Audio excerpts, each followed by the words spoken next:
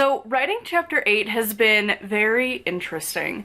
So I decided to implement something that I've been wanting to do pretty much since I started this book, like the whole series, was to have multiple point of view. And so I decided 8 chapters in now that I was going to do that. Now I don't know in the editing phase if I might rearrange the chapters and have it go like back and forth, or if it's gonna be these sections at a time, but I decided to change it up because it kind of felt like I was hitting this weird lull of like, I don't know what I want to do with this storyline.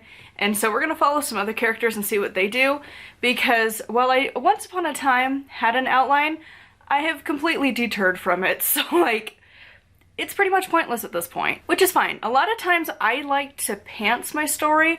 I have a very vague idea of points that we're getting to. Like, I know the next major thing I want to happen, but I don't know when that's gonna happen or how we're gonna get there. I like to figure it out as we go. And I think a lot of us get to that point too, where it's like, you just, I don't know, some people are really big on their outlines and they do that and that's how they write and that's great. I can't. I always change it and then I have to fix the whole thing and it's a lot of work and pretty pointless because I'm just gonna have to do it all over again. So I just kind of have vague ideas.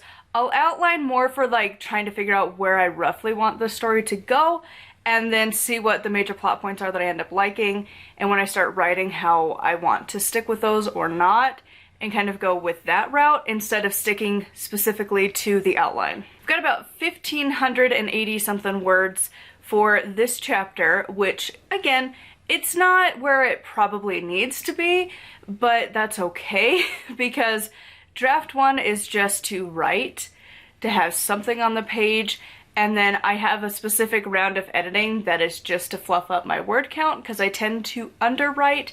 I'm not one of those people that overwrites their books. I have the opposite problem. I'm like bare bones, like they said it, ta-da. Let's move on. And then I have to go in and add that stuff later. So my plan is to hopefully get a few chapters written today, and then I will be able to get a little bit ahead. I don't know what my whole plan is of like how many chapters to write per day, but I'm trying out different things of like getting the creative life organized.